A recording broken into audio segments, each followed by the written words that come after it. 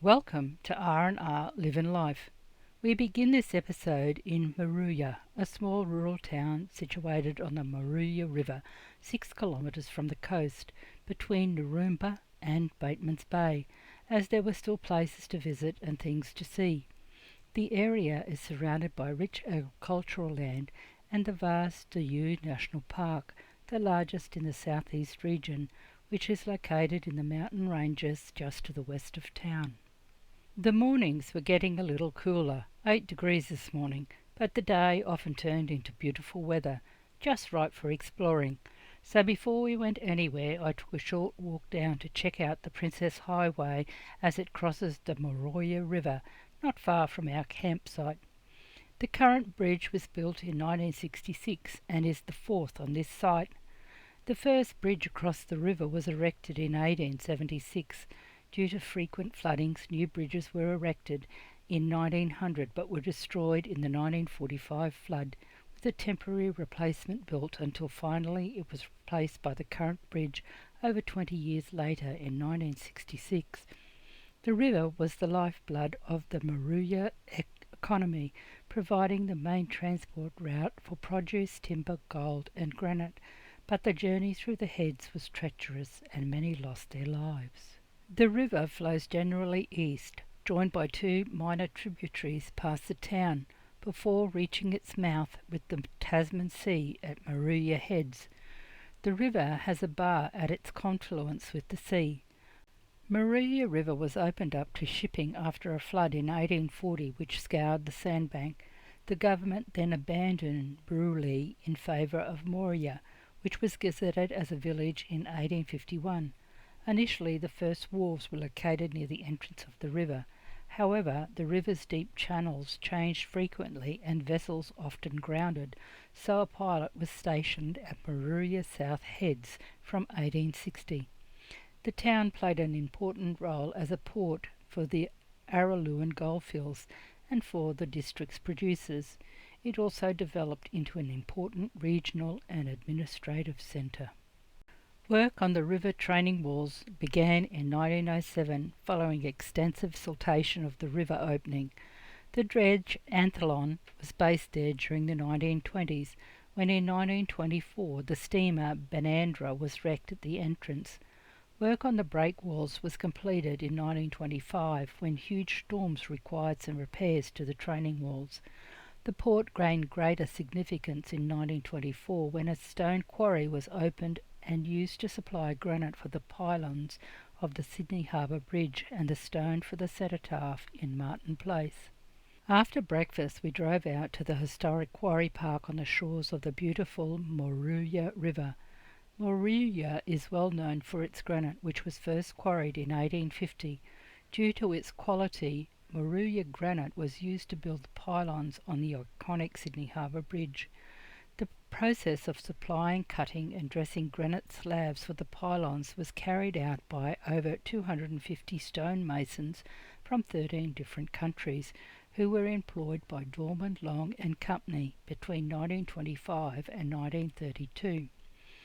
Multiple quarries were developed close to the Moruya River to supply stone over a long history of quarrying. The river provided convenient access for transport by coastal shipping. The first quarry was established around 1861 by Scottish brothers Joseph and John Lutet and operated until 1895. We turned off George Bass Drive at Sky One, a skydiving business, and drove further along North Head Drive to North Heads, where we walked out onto the southern end of Bega Beach.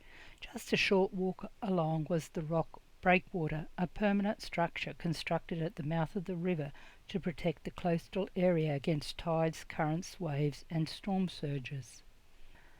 On returning to George Bass Drive, we watched the skydivers land before returning to town to check out the Moruya Riverside Park, the carved wooden statues and historic buildings along the main street.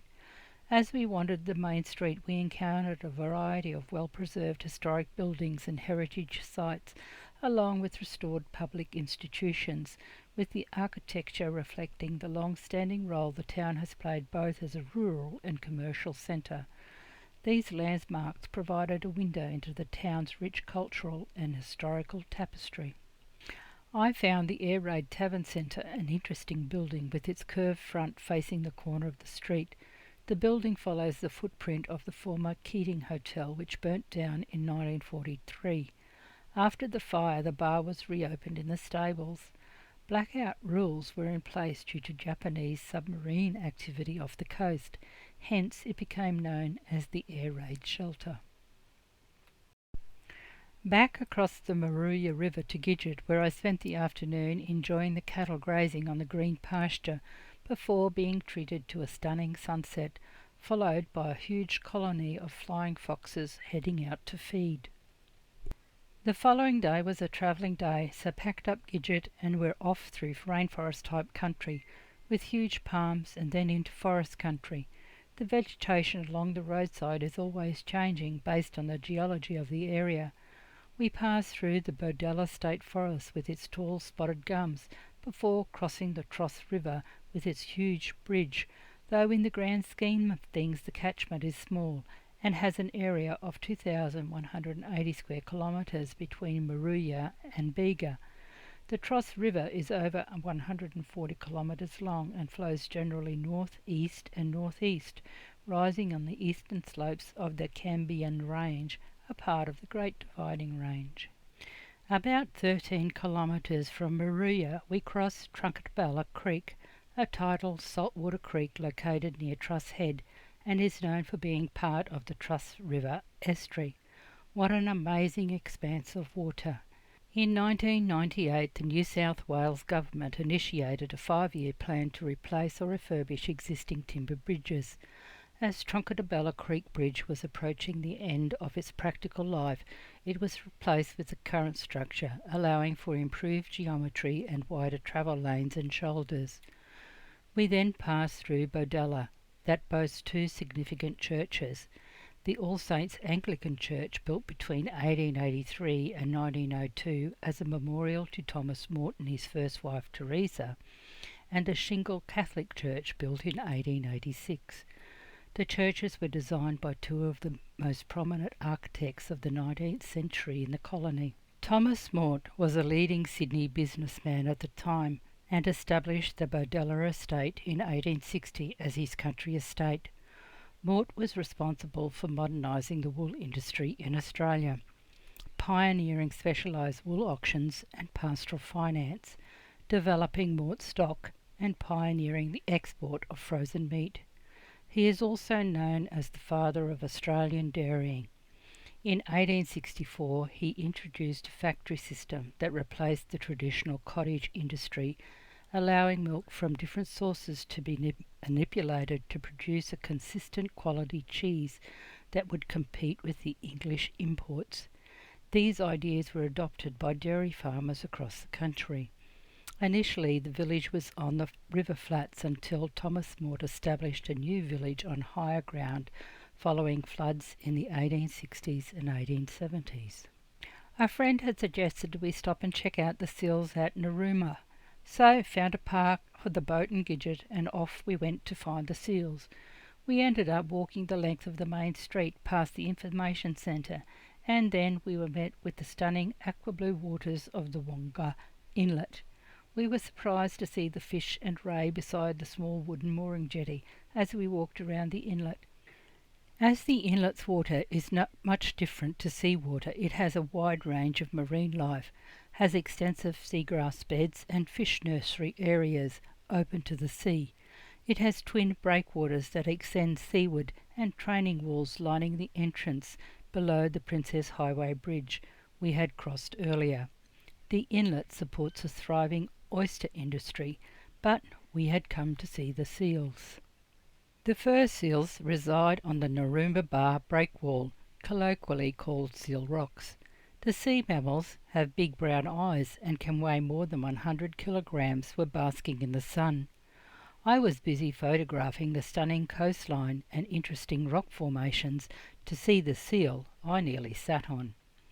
Though they are an amazing creature, their increasing numbers have also raised some concerns about potential impacts on the local ecosystems and fishing in the area. We spent a large amount of the morning watching some of the larger seals as they basked in the sun, while other smaller seals played in the seawater along the rock wall. I took so many photographs that I didn't know where to start when putting this episode together. The antics of the younger seals in the water was fascinating. They were so sleek, moving about around the rocks and obstacles in the water. I also enjoyed the bird life that seemed to take no notice of the seals. The shoreline on the opposite side of the breakwall was just as remarkable, as I tried to capture the ruggedness, colours and contrast between the waves as they rolled on shore and the rich red rocks in the background. It truly was an amazing place. After spending most of the morning enjoying the antics of the seals along the breakwall, it was time for us to move on, making our way back along the Mill Bay boardwalk that meanders along the water's edge. What a morning we had had! The pristine seagrass beds of Laguna Inlet are important nurseries for juvenile fish and crabs, which shelter amongst the dense blades before moving out to live in the ocean. Because Laguna has a large tidal flow, clear water supports healthy beds of the wide-leaf seagrass, which has declined substantially in New South Wales over the last century. Mangroves are common throughout the inlet. Their aerial roots provide shelter for many fish, snails and oysters, and also helps to prevent erosion of the shoreline. There are also large patches of Neptune's necklace, which is a habitat-forming seaweed that attracts numerous species of crabs and snails. The first landholder in the Narooma area was Francis Hunt. He established a run nearby on the side of the Wonga Inlet in late 1835. Thomas and Mary Foster bought the property in 1848 and renamed it Narooma, a local Aboriginal word for blue water. In 1882, Henry Withers erected a sawmill.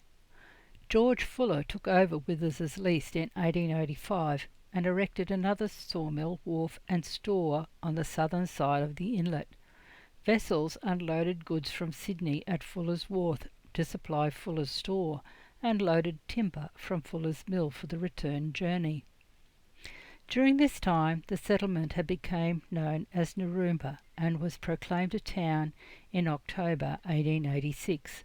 Full post office status and a bi-weekly postal service was recommended by the Bodella postmaster.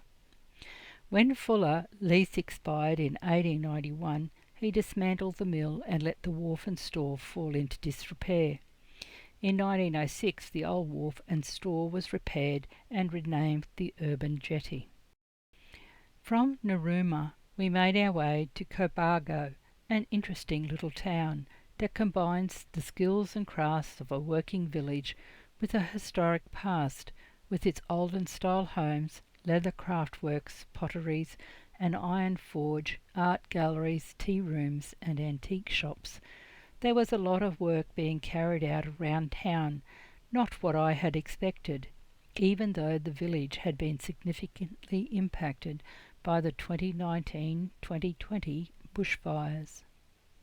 From Cobargo, we continued on to Bega, set in a valley at the junction of the Bega and Brogo rivers and surrounded by rich dairy country. The town was founded in 1834 and laid out and gazetted in 1851 as the service centre for sheep farmers, who later turned to dairy and beef cattle, and continued as a service town for the Shire. Bega lies at the foot of Numbulla Mountain, while the original location was north of the present town, but regular flooding resulted in its removal to higher ground south of the river. Dairy farming extended in the region quickly throughout the 1860s, overtaking cattle farming as the predominant industry. In 1856, Taratha was used as a port for the transport of products to Sydney, and the Illawarra Steam Company was established. In 1861-62, Taratha Wharf was constructed, which allowed for the further growth and expansion of the dairy industry. It also led to a dramatic increase in the sale of local produce in Sydney. From Cobargo, we passed through Kiama, formerly known as Dry River, until the 1900s, with many of the community buildings having a long history. We continued on through the locality of Brogo that lies towards the end of the beautiful Bega Valley, approximately 20 kilometres from the township of Bega itself.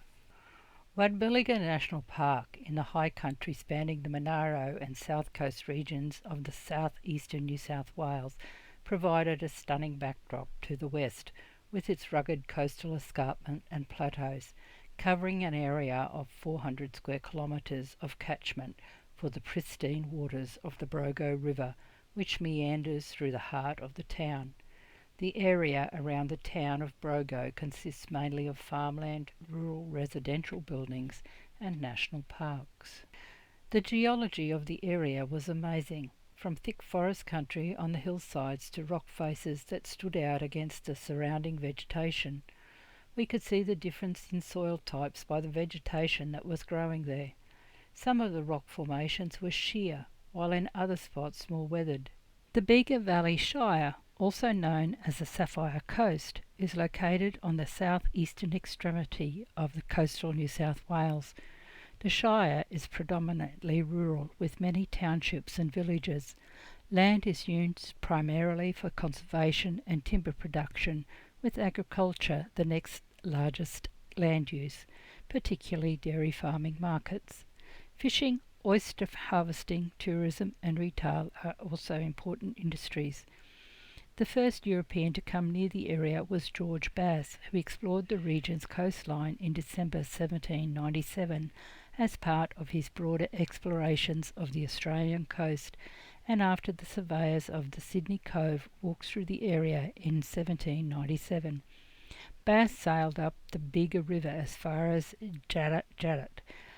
A drought in the Monaro and around Braidwood saw settlers heading to the coast and moving into the Bega Valley in the late 1820s and the early 1830s. Today, Bega is now well known for its cheese, with Bega cheese manufactured at the Bega Cooperative Society Limited, which is one of the larger Australian cheese companies, with their products exported around the world and distributed across Australia, being available in most supermarkets and general stores.